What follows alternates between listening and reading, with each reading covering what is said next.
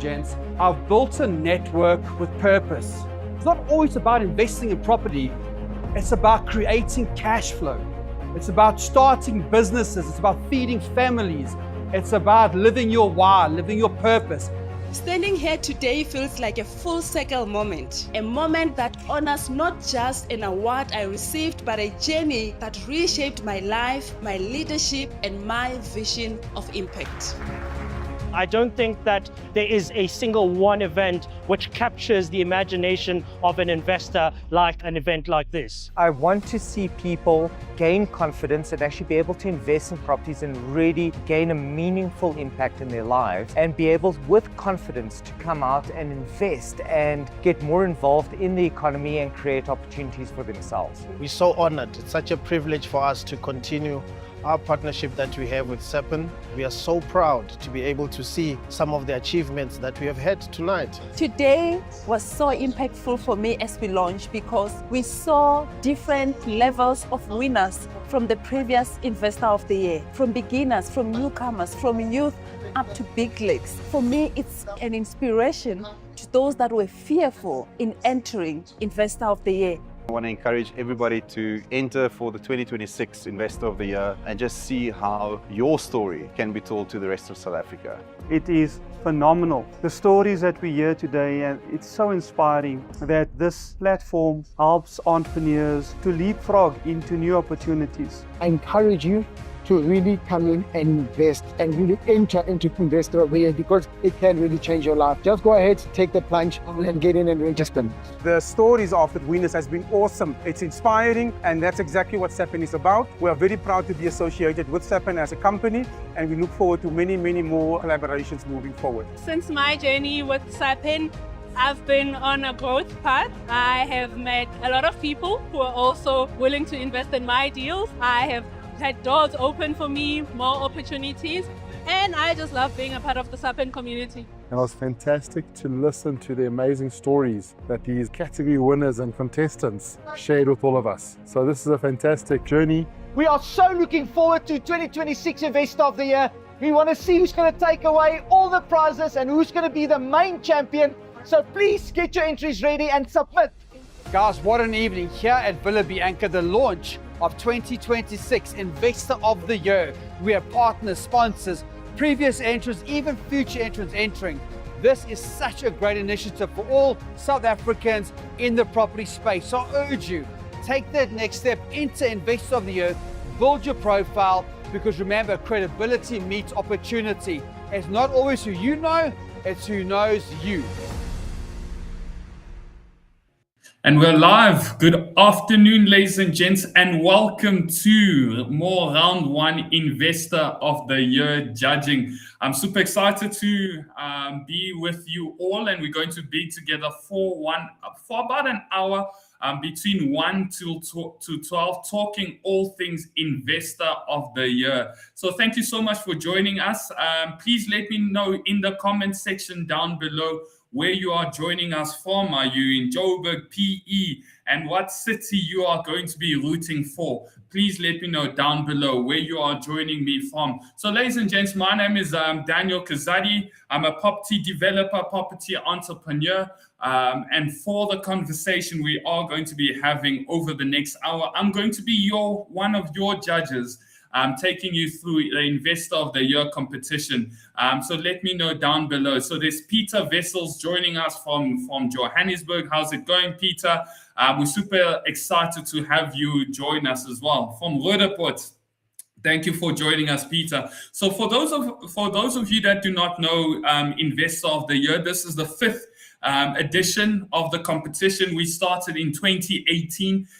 Where the overall winner was Mr. Robin Booth from Cape Town. And then 2019, where Dana Bonsai won with a phenomenal student accommodation opportunity.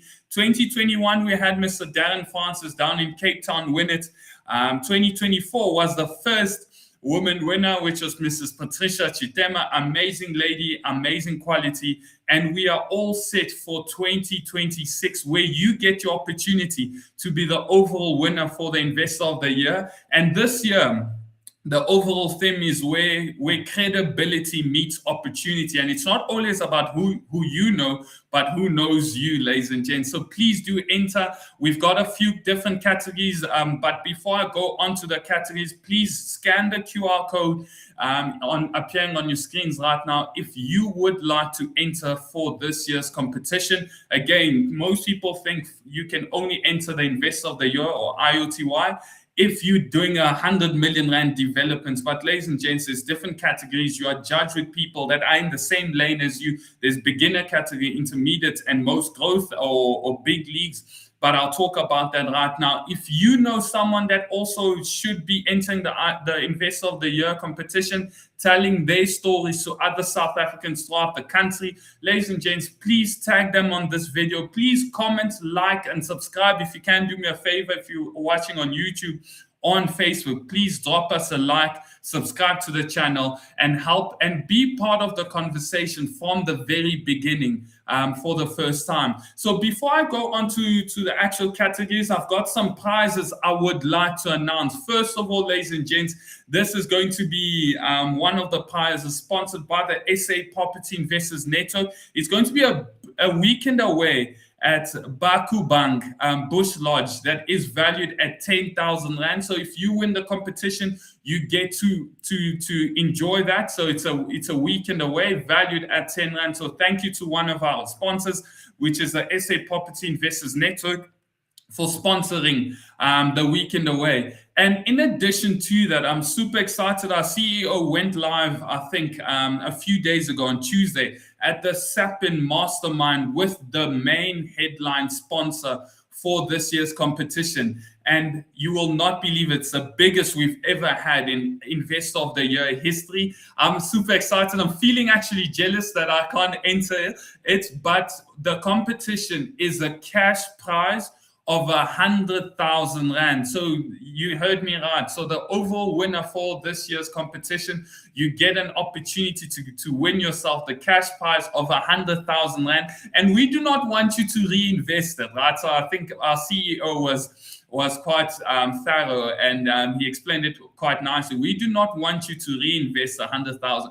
We work hard. We are property entrepreneurs, property investors. We want you to take it and enjoy yourself and celebrate with your loved ones as well. So please, ladies and gents, if you do not enter to tell your stories, build your brand, enter for just the total prize money as well. So you can do that. And I'd like to get some few more housekeeping over the line. The first one, ladies and gents, is we are going to be having a local roadshow, a regional roadshow within your region. So if you're based in Nelspruit, in Pretoria, in Bloemfontein, in Durban, in Cape Town, or in Johannesburg, in the month of May and June, we are having a nationwide roadshow to do more in-person Investor of the Year judging. So please make a note of this. On the 7th of May, we are coming down in Nelspruit. On the 13th of May, we're coming in Pretoria. On the 27th, we're going to be in Bloemfontein. On the 10th of June, we're going to be in Durban. On the 24th of June in Cape Town, and then the final one is going to be in Johannesburg on the 15th of July. So please come and join us in person for more IOTY. A special thank you to our partners and sponsors. Our headline sponsor for this year's Investor of the Year is none other than Absa Bank.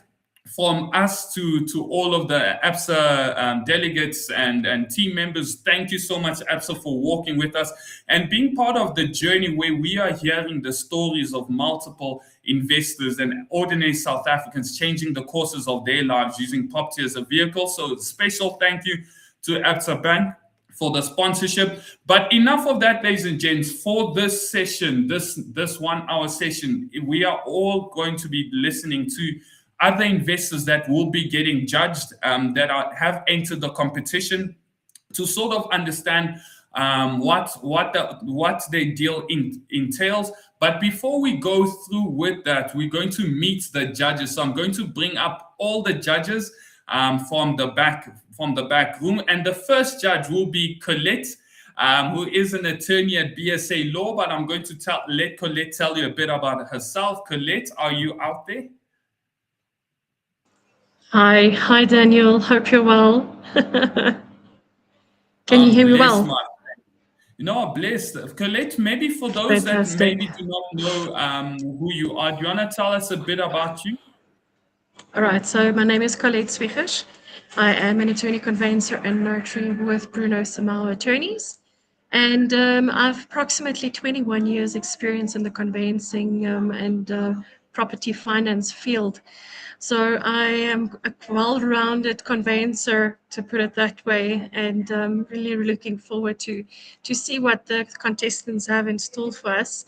What makes it interesting is, I've been with Nedbank Property Finance as well, and it's good to see the growth from the small deals to the very big ones. But we all love them, even if it's a small deal, because heart, sweat, and tears go into every single one of them. So we appreciate you guys. Please enter. Big prizes up for grabs. We want to see you win, and we want to celebrate it. Thank you so much, Colette. Thank you so much. So, ladies and gents, we've got more judges. The second judge that will be joining us will be Bevan Thomas from Sapin Prepay. So I'm going to get Bevan as well to just sort of introduce himself, and then we are going to meet the contestants. Good afternoon, Daniel. Thank you very much. It's great to be on here with everyone. I personally entered the Investor of the Year in 2019. Unfortunately now, because I'm so integrated into the Sapin backend of things, I head up Sapin in KZN. I'm unfortunately not able to enter, just like you, Dan. I can't get the privilege of aiming for that 100,000 Rand to take my family on a holiday. So I won't tell my wife that prize is not pushing me. But yeah, I'm looking forward to the 10th of June when the roadshow is coming to Durban. Any of you who are in the Durban area, it's such a great opportunity for you to really build your brand. So I would really encourage you to invest or to enter the Investor of the Year Awards. It's one of the best platforms to build your brand, to get access to credibility in this market. So I want to really encourage people in that space. I've been part of Sapin, part of the coaching team for years, and just seeing the success that people have as a result of just going through this entrance process is phenomenal. So Dan, thanks very much. Great to be here with all of you. Now, I appreciate it. And maybe, Bevan, for those that do not know about Sapin Prepay, do you want to maybe touch upon the work you and the team are doing in the utility space? Yes, 100%. So obviously within Sapin, within the greater platform of all our partners, the Sapin Connect space, there's always this talk around building a power team. And one of the things that I experienced early on in my property investing journey was the fact that there wasn't anyone who really specialized in solving utilities management for property investors. For us landlords, the general focus is on body corporates because obviously there's numbers there, and it's just a case of putting a meter in for a body corporate and forgetting and move on. Whereas for us as landlords, we're building boutique portfolios where it's a single apartment, it's multi-lets, that sort of thing.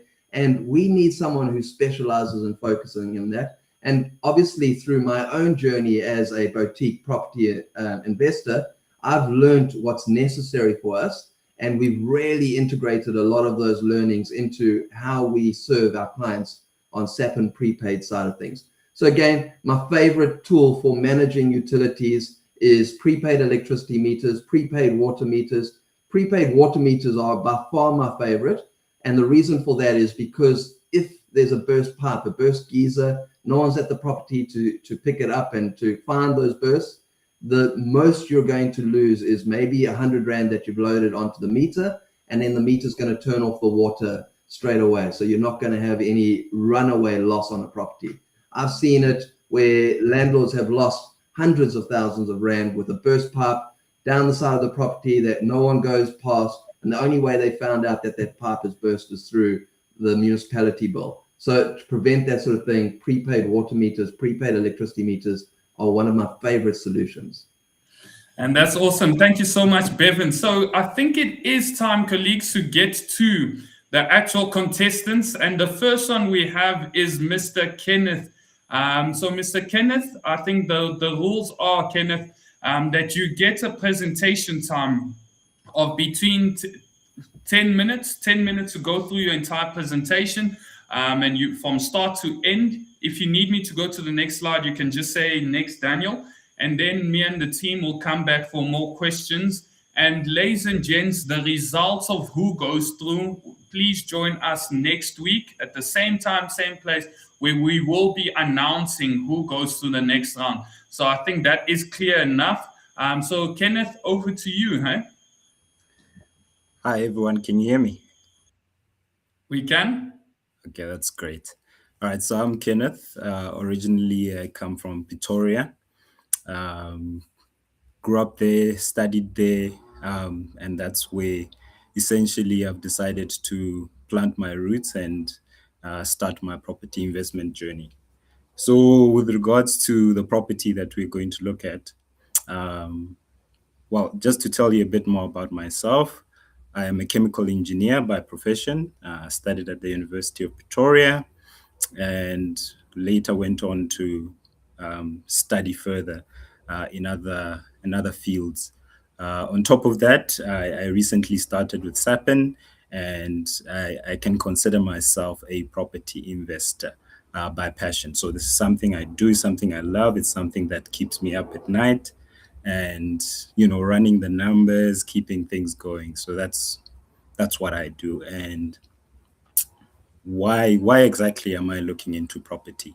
The thing about property for me is, like, I used to play a lot of Monopoly growing up, and having that kind of win and the feeling that you get when you're winning in Monopoly, and getting that same feeling in the real world and seeing real tangible returns, that's something that I really love, and therefore that's why I'm looking into getting further into property and further my financial freedom. And I would consider my experience a bit between beginner and intermediate, because I do have 2 properties that I've already invested in. And the property that I'm going to present will therefore be our 3rd property that I am buying in the business name. And I found this property on Property 24. It was going, if you can proceed to the next slide, Daniel. So essentially, this property, I found it in Hatfield, and the property itself, when I looked at it, it had dual purposes. So I could go with different, actually more than dual, I could go with different strategies. I could go for student accommodation because it's 1.3 kilometers from the University of Pretoria. I could go for Airbnbs because it's about 500 meters from the Gautrain, and this is a hub. Because it's got both the university and the Gautrain. You get a lot of lecturers and people who come to lecture at the place, or mark reports and mark exams, etc., that will need to stay in Hatfield. So essentially, this is the current property that you see there on the left-hand side. Currently, the property is furnished with 13 beds. When I did view it, it's got 13 beds and can accommodate 13 students. So the property currently is being registered, and these 13 students will be able to essentially take care of all the expenses of the property.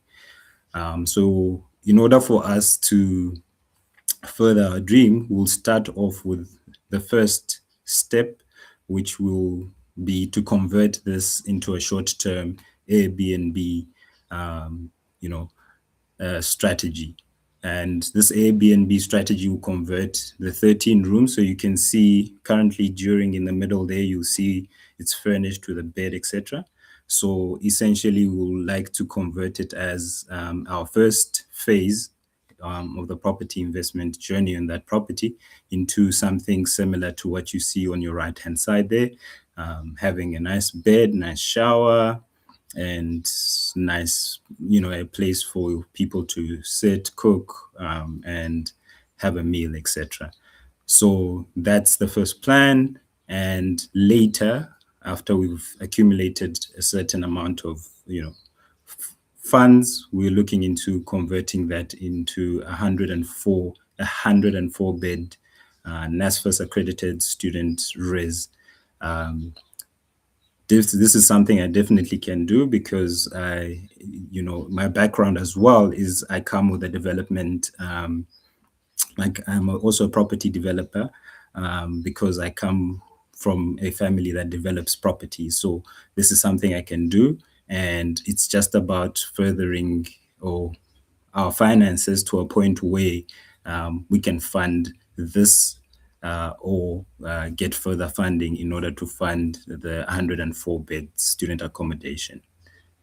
Next slide. So the numbers that we'll look at will be for the first strategy that we are going for before we go into, or before we get into the 104 beds. So for the first strategy, looking at the numbers, the purchase price, we bought this property at 2.6 million. We deposit and acquisition costs all went at 1.5 million, which we have already paid. We are estimating the renovation costs to be at 780,000. That's at 60,000 renovation costs per unit of the 13 units that we have. So overall, you see that our total spend there will be 2.2 million out of pocket. When the property has been or starts running as an Airbnb, using a cap rate of 15%, and our income that will be coming in divided by the cap rate, we have estimated the value of the property to then be, once that is complete, at a value of 8.19 million. And the cash flow month to month, that will be around 55,000 per month. And our internal rate of return, we have calculated after 10 years, looking at 10 years, that will be 27.5%. Next. All right, and essentially, yes, that's our deal, and I want to thank you for taking the time to hear me out, yeah, that's it from my side. Geez, congratulations, sir. Congratulations. First of all, I think very good deal, very good execution on the said deal. I'm going to open up the floor maybe to my colleagues to maybe come in here with any questions. But I think on my side, Kenneth, I think my first question would be, so the intent of when you bought the property, was it always to do, because you mentioned a few things, student accommodation, is that only later on? Why haven't you started with student housing? So essentially, after running the numbers, we realized that in order for us to develop the 104 beds, initially it was for student accommodation, but in the long run, but we could start with this initial strategy because 104 bed student accommodation would require, as we calculated, about a deposit. If we take a loan from either TAF or the other lenders, would require 30% deposit of about 3 million. So in order for us to get that 3 million and then approach the bank, it would also assist us in order for us to run it as an Airbnb in the interim and still make a good amount of money out of it. Okay, I'm going to open up the floor to the rest of the coaches, maybe to questions and advice. I'm not sure, Colette, you've got your mic unmuted. Do you want to go first? There we go. So congratulations. This looks like a fantastic deal. Just a quick thing, obviously we need to look at the whole picture when we do judge these things. So you said that you made this properties registered in a company's name. So you've got That's your correct. structuring correct. Right. So when you put property, what was your diligence like? What did you do? What did you look at? Please explain to me that process. So essentially, we looked at the area. We went on. So this is before, when we looked at the property, was before we joined SAPN. We therefore went on TPN, and we got advice from people that we are connected with who have invested in Hatfield, and have suggested to us plus minus how much students are paying, how much, let's say, guest houses are going for in the area, etc. And therefore, we then looked at the two strategies that that we've presented for the property, and realized that the two strategies would actually work. We then also went further when I joined SAPN and requested for SAPN, that was a CPE, to run the numbers for us for the Airbnb case. And the numbers also came back, and we've actually used those numbers that are presented currently. Okay, that's fantastic. So tell me, what is the zoning of this property? So the zoning of the property currently is Res 1, but we are finalizing the zoning process to Res 4.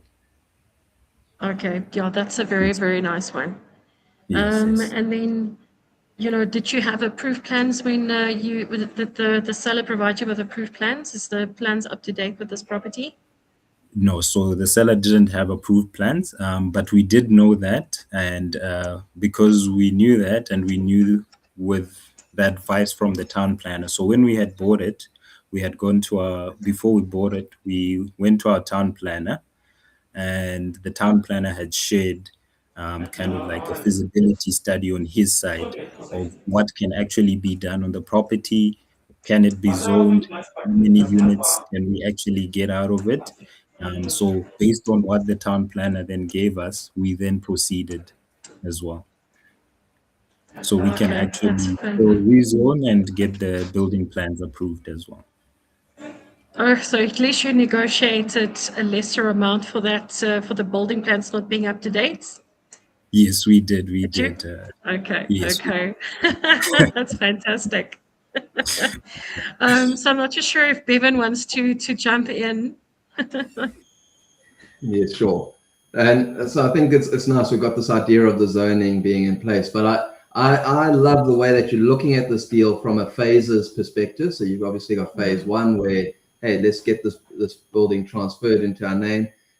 You're saying that it is currently rented out, so you've got students in those beds. It's nice that you're kind of going, okay, well, great, it's going to cover the costs while we're doing that conversion. So was I correct there in hearing that from you? 100%, Evan. Great, and I think this is around that risk mitigation. Is as you're going into the deal, you're looking at how do I get to sort of get through this holding period as we get to our next stage. Your next stage is obviously the Airbnb. The reason you're going Airbnb, and I'm sure this is you weighing up the numbers between student accommodation, return on investment, how much you're getting per bed, versus now doing Airbnb, what's the return on investment? You're weighing those two models up. And that's great, because in the SAPN space, we talk about like an exit strategy. So it's not really how do I get out of the deal, but it's like, if option one doesn't work, what am I doing to give extra value there? So to make sure that there's continuation. So then I've got option two. And you've eliminated the risk further, where you're going, cool. Well, first phase is get into the deal, weather the holding period. Second phase is maximize return during the planning for third phase, which I like how you're looking at that in phases.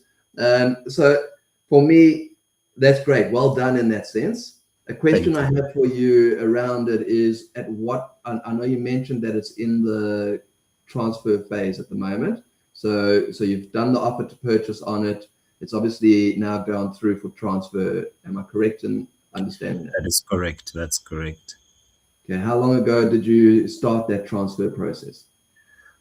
So we started, so in the beginning of the year, that's when the bank approved everything. So I'd say about a month it's been. So it's with the attorneys now. They're busy collecting their data, getting all the rates, clearances, all of that. Okay, great. Yeah, so that all has been done.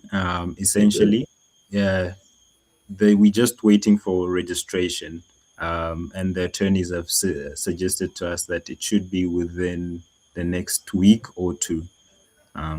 Then it will clear in the business's name. Fantastic, so exciting. I'm looking forward to hearing the updates as you go. Thank Okay, you so that's great. And I think that was one of my questions. The other side to it is obviously looking at your numbers.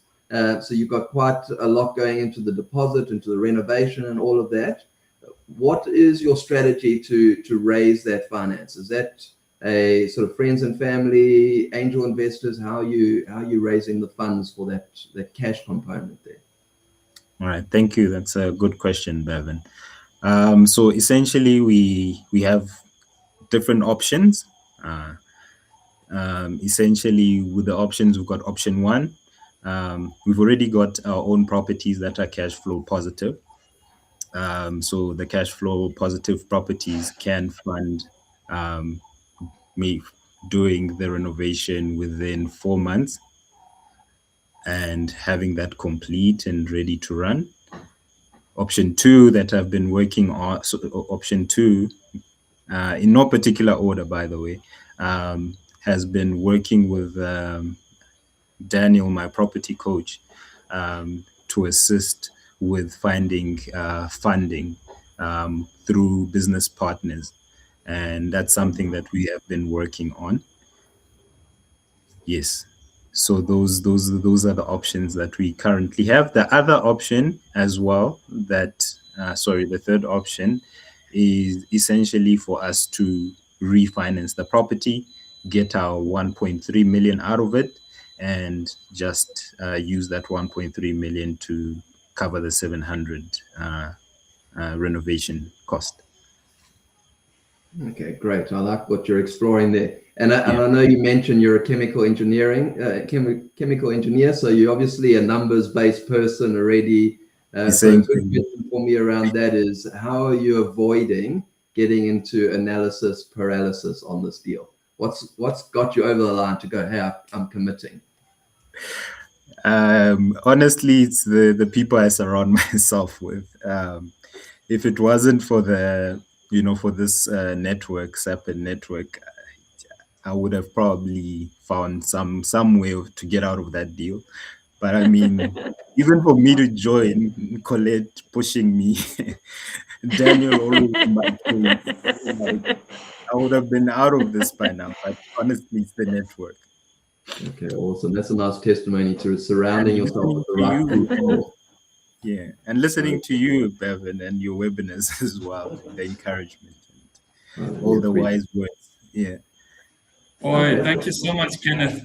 I think there's one comment online by Luna, which I'm just going to bring up, but I think you did answer, which says, hey, Kenneth, you mentioned there's a student accommodation shortage in Hatfield for students.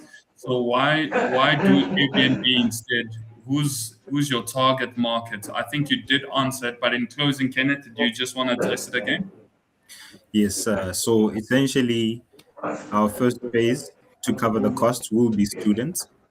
And then the second one, in order for us to actually maximize our return out of this, will be to accumulate a good amount of money in order to fund the 104 beds. So there is different strategies that can work there. So essentially, it's about using all those strategies in order to get to the final main strategy, which is the 104 beds accommodation. Okay, no, I appreciate it. So, ladies and gents, that was Kenneth. Like I said, please do join us next week to find out if Kenneth has made it through to the next round of the Investor of the Year Awards. So that is cool. Thank you so much, Kenneth. We appreciate it. Please do drop us a like, subscribe. As I mute Colette, I think, because of the background noise. Please do Yeah, please do like, comment, and subscribe, and do join the do join in. Like I said, this is one of those times where, unlike all the other Investor of the Year awards, ladies and gents, you get to be part of the competition from the very beginning. So I'm just going to bring up my slides once more. Thank you so much, Kenneth. We're going to move to the next investor that is going to be judged, which is Mr. Frank. I'm going to bring Mr. Frank up to tell us a bit about himself, who he is, how long he's been in the property space for. But Mr. Frank is a member of the family, because this is his second time entering the Investor of the Year. I think he ran in 2019, but I'll let Frank tell his story right now. Frank, are you with us?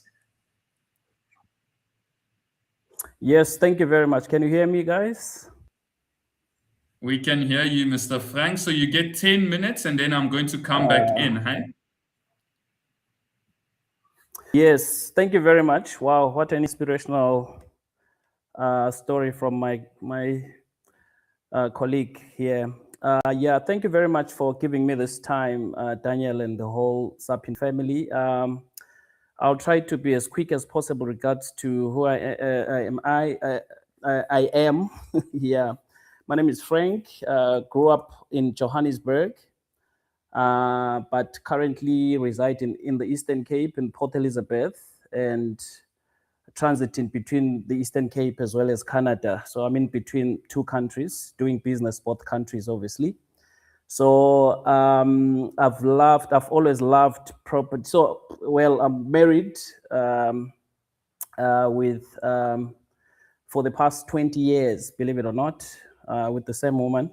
So, but anyway, and I've got 3 children, one who is adopted, and my kids are in Canada right now, and my adopted son is here with me at the moment. Yeah. So I've loved the property space since I was young. For some reason, I was just fascinated by the buildings and everything. So it only dawned on me when I started really entering the space bit by bit, coincidentally, one way or another. So 2021, I left for the UK to go work there. So I was working there because I love this property thing so much. I was working in restaurants, running restaurants, you know, and so on and so forth, that side. Then I really, my option was to just make sure I come back to South Africa and start this property thing. I was young at the time. I think I was 18 when I left. Fast forward, I told myself, look what, I'm not married, I'm still young. I'll just save as much as possible. I'll stay in a room, have the cheapest car around, just raise as much money as possible. Then I raised enough for the 5 years of staying there. Then I came back in 2006, back to South Africa. Then before I come, obviously, Absa helped me to buy repossessed. During those times, they used to have these repossessed properties online. Then I bought them online, and I accumulated about 5. And because when you're working overseas as a South African that time, you were only given 50%, I think, of bond, but they were repossessed properties, so they were not very expensive. So I managed to cover the 50%, and I came back to South Africa. Now, remember, I was working there, so I was able to service the bond. But when I came back, I struggled to service the 50%.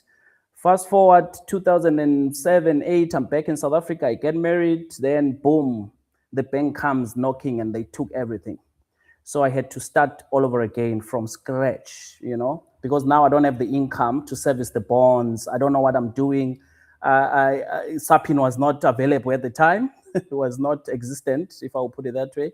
So I pray that if maybe Sapin was there, I was going to maybe, you know, because I didn't know, there was no coaching around. It looked so lonely for me, so I didn't know anything.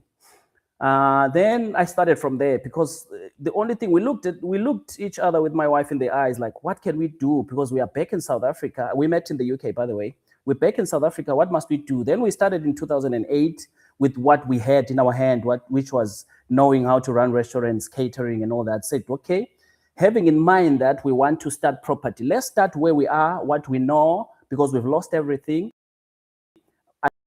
I started then with the property, we started before we went to the property, we started doing things. Then the money that we're raising, we're building back up anything that we get. I started with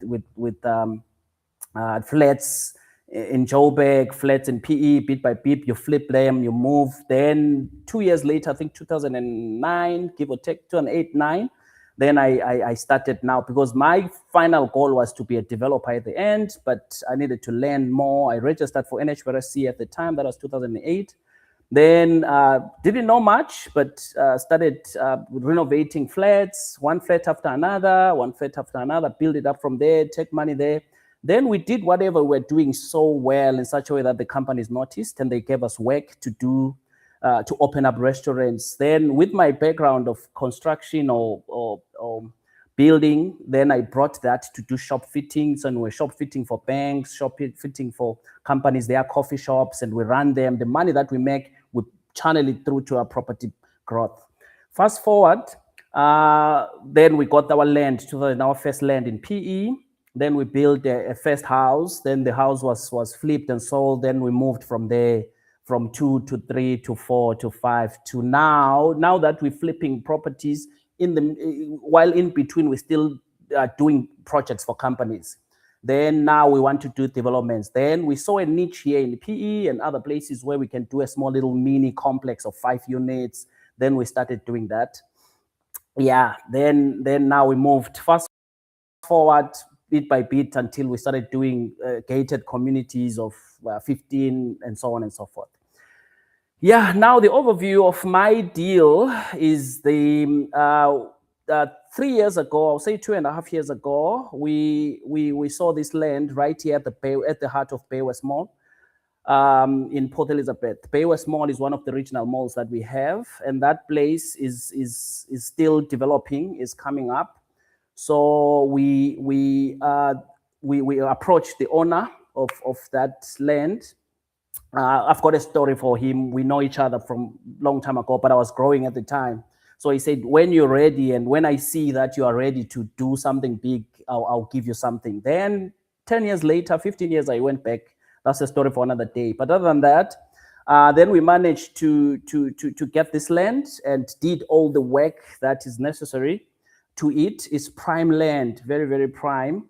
So this mixed use will consist of, this is 4,600 square meters, by the way, right next to entrance 1 and next to Sunrail building. That building you see with the blue emblem, blue thing there, it's Sunrail. So we are developing a 42 units, 5 shops and a drive-through in there. And we starting from 495. So I did the whole entire plan thing myself and sent to the architect because I was really cognizant of the pricing and all that. Over the years, coincidentally, we ended up really developing a space where we do everything ourselves. Literally, the way where the tiles are made, we bring them in from where they are made from the source and so on and so forth, just to be able to go and have proper profit from there. So yeah. So we're starting from 495,000 to 1.2 million.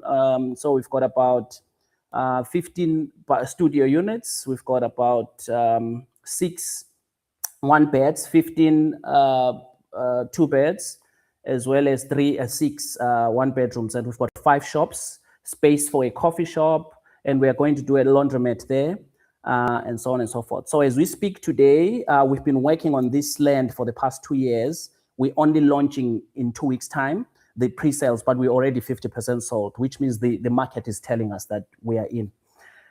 Now, we are playing on the numbers. So the numbers, as I said earlier, the purchase price is 5.6 million. And on that 5.6 million, we got a vendor financing. Then the financing, the structure of the whole cost, including the financing, the land, we're looking at it at 20 million. So the total cost will be 35 million once sold, once everything is sold, especially the ones that we are selling. And then the evaluation as we stand now, without it being finished and finalized, it's at 15 million, gauging from the sales. These are only the calculations of the sales that are in there. Once we sell everything 100%, that's 35 million that we get. So the cash flow or profit on that, if let's say we sell everything on 95%, we're looking at 15 million for that within that year. And then the return on investment on that is we actually on 50 between 30 and 40%. Maybe I made a mistake, I said 50, but yeah, around about there. If we come to see it there, then there is a long-term strategy here that we will get a franchise. We've already spoken to KFC. KFC approached us actually, so we're busy with them, but we're going to rent out that franchise space to KFC, which we are planning, which if all goes well, we are at 9,000 per month for them to run that space. Then we'll take over the laundromat downstairs because we've got 42 units. So we wanted at least residents there to be able to have the space where we'll bring in some high quality machines to be able to do the laundry there, to avoid people putting on the balconies because it's a prime mall area, like what you see in your Mall of Africa, on those areas. Then the restaurant, we will run the coffee shop ourselves with our background of restaurants. We've run some few coffee shops around or restaurants around the malls in South Africa. And we've won awards even in Canada with our restaurants there as well. So we've got an experience. So we'll take one store and run it as a coffee shop just to generate some income. And we've got one space that is up for grab for any experienced operator to take and make to make a restaurant, like a light meal restaurant, because we've got the mall right there. So we want a unique offering right there. And the other shops that are up for grabs also that to give away. So we've got 5 units that we are keeping, that we are buying as a company, as a developer, that we are keeping, which will run as a short-term rental, as an Airbnb out of those 42 units. Combined. You can move to the next slide. Yeah, so basically that's basically the development. So if you see on your right, I've converted that part to units downstairs on the right wing of the building. We only left with 5. Before we had 12 shops, but I felt no, we'd rather have more units than the shops. I don't know if I'm missing anything. There's a lot I can say, but yeah, with the 10 minutes, I think I can leave it here. Yeah, no. First of all, Mr. Frank, congratulations. All wishing you all the best for the project. So I think my question would go in line of, I think, with developments, right? And a project as big as this, one of the biggest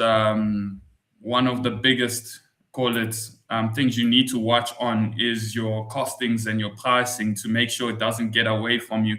So you mentioned one strategy going towards the manufacturers for every single line item to buy straight from them to obviously save. But what else have you done, I think you internally and your team, to ensure, number one, are you guys developing yourselves or are you bringing in a developer?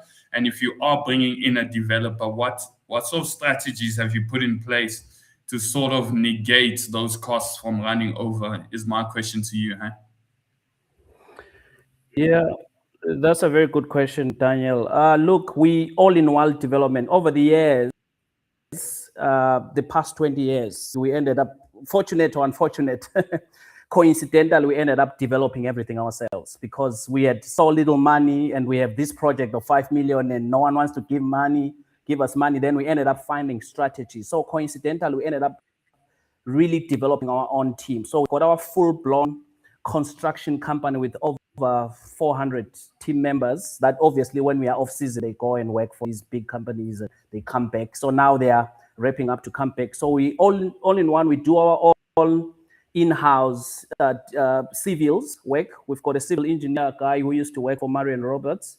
So he's the guy who takes care of the civils. We've got me, myself, also with experience, and other managers that we have in our company to run. Then we've got a team of bricklayers, line of them, depending from the very, very experienced to the junior, as well as the sub. So we are all in one, and we call ourselves all-in-one development company where we have everything. So now on your next question regards to sourcing things. So we ended up matching with companies in China in development like this, or other developments, or even clients' projects that we do. We able to come in between. We find companies where they've been looking for someone to develop something, but maybe they've got an 8 million or they've got a 5 million. So we come in over the years, we come and try to give them within their budget, but then we go and source where we can. So as we speak now, we literally almost have everything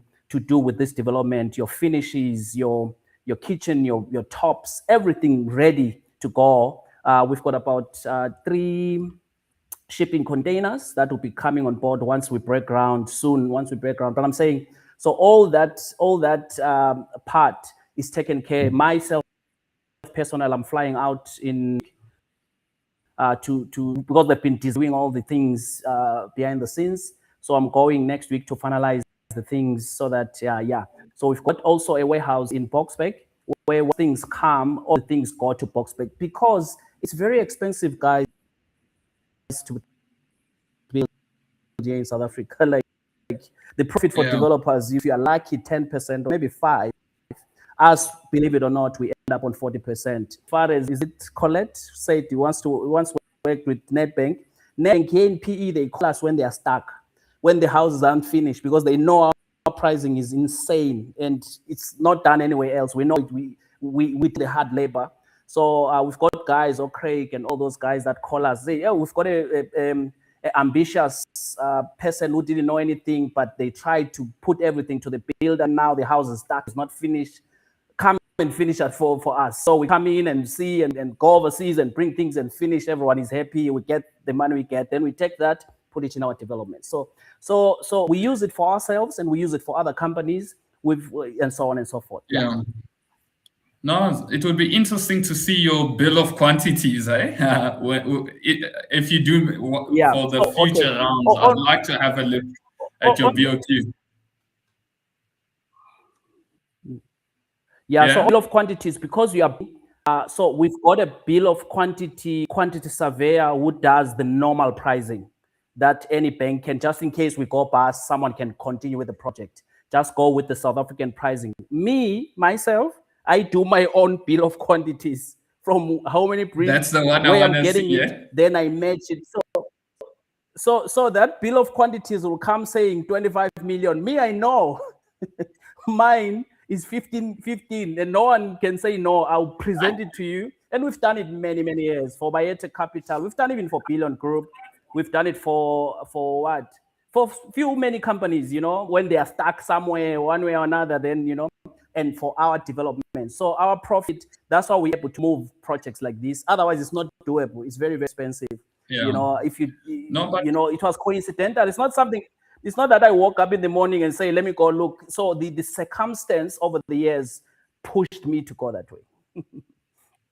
Geez, congratulations. So I think my final question, then I'll let my team come in, Mr. Frank. Now, my final question to you is, so there's obviously the retail or commercial side where the coffee store, and you're looking at KFC drive-thrus. So well done. Firstly, 50% pre-sales, I think is quite good.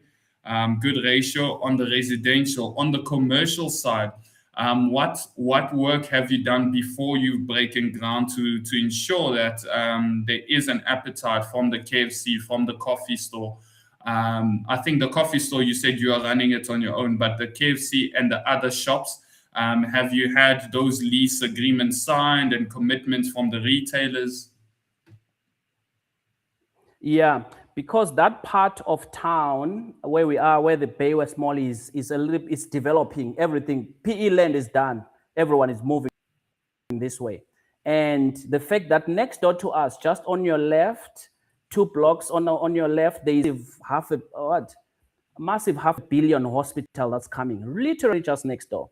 So we saw that, and there is I'm involved with Billion Group for a data center, a massive data center just opposite us, and we are opening a bridge there. So having in mind of those things, but at the same time, I work with the mall management to see how is vacancies. The vacancies are right there, but they strike on the smaller shops, you know, your smaller restaurants and small, because nothing much going on in the area as yet. So obviously the mall is expensive to us. So KFC that's coming there is coming from outside them to us, you know, because they are a little slower inside.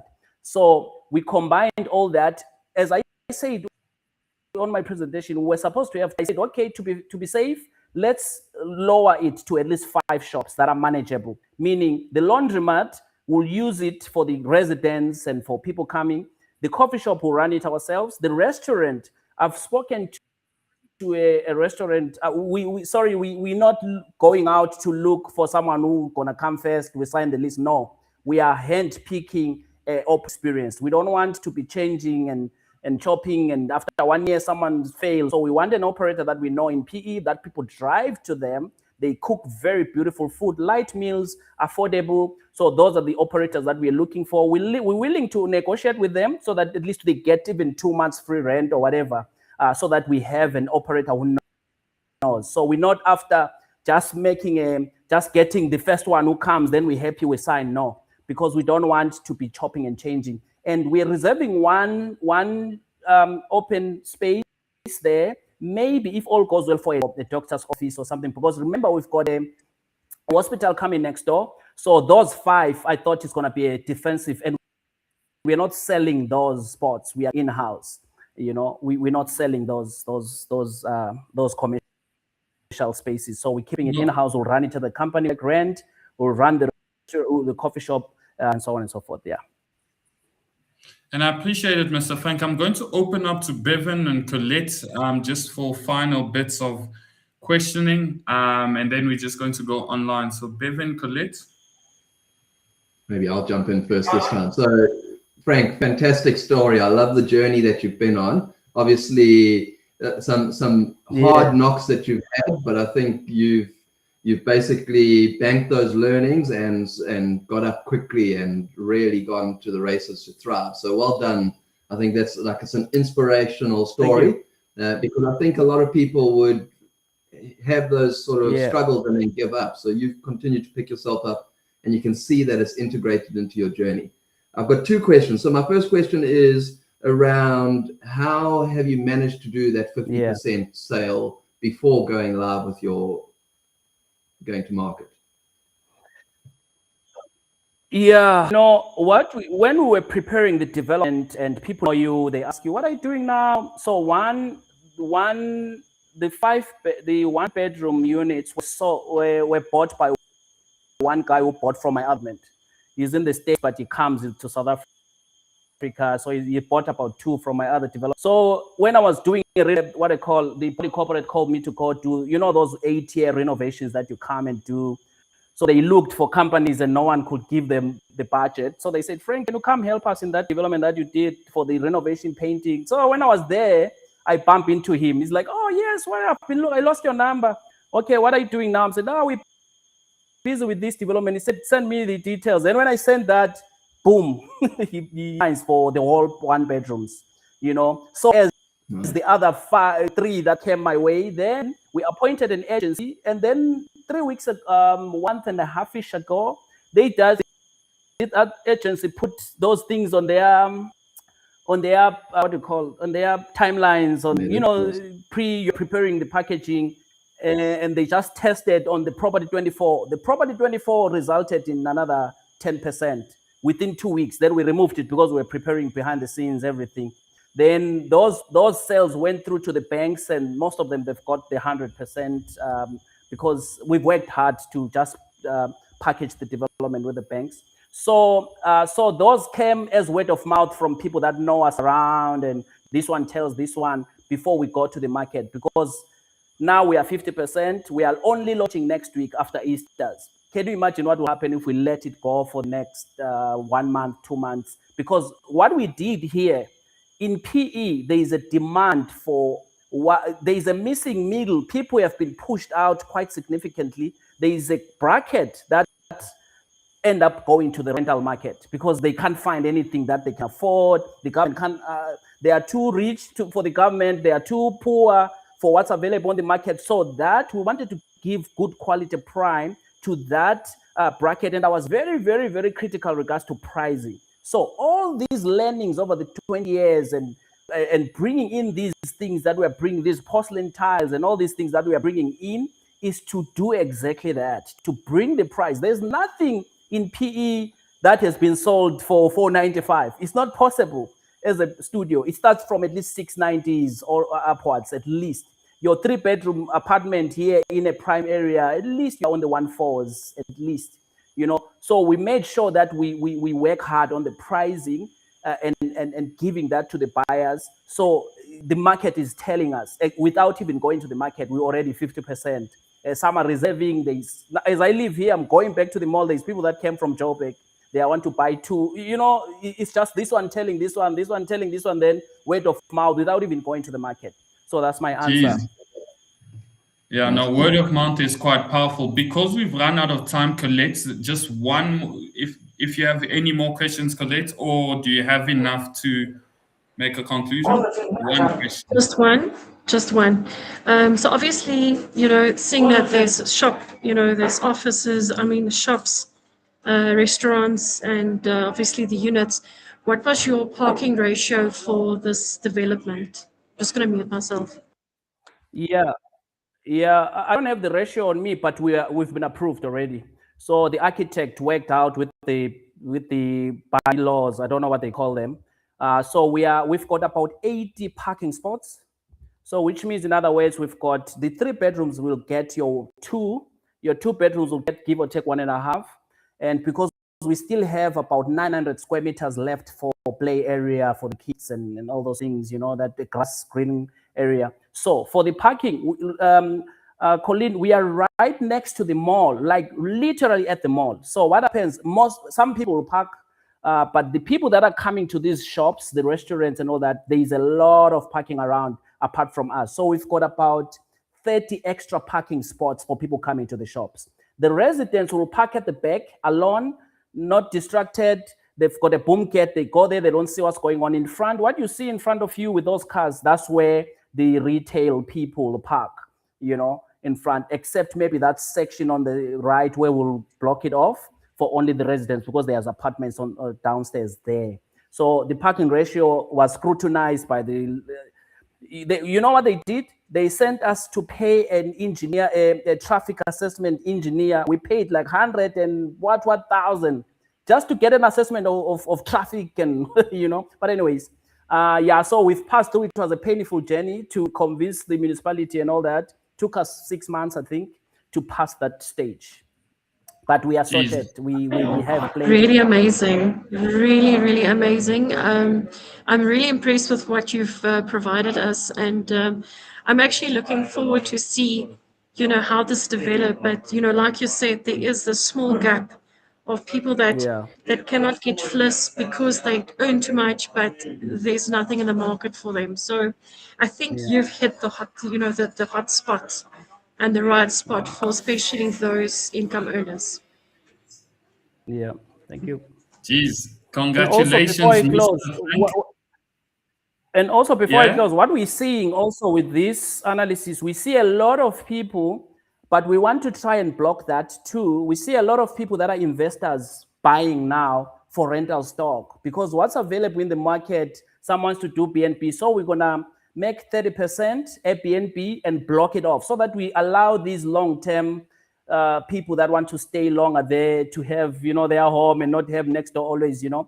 And so we want to make sure that there will come a time where we'll end up blocking investors that are going to hoard and maybe buy the whole block, you know. And now these people that we're trying to, but also we just because of time, Colette, unfortunately we can't take more questions. Thank you. Yeah, thank you. Okay, Mr. Frank, thank you so much. So, ladies and gents, that was Mr. Frank.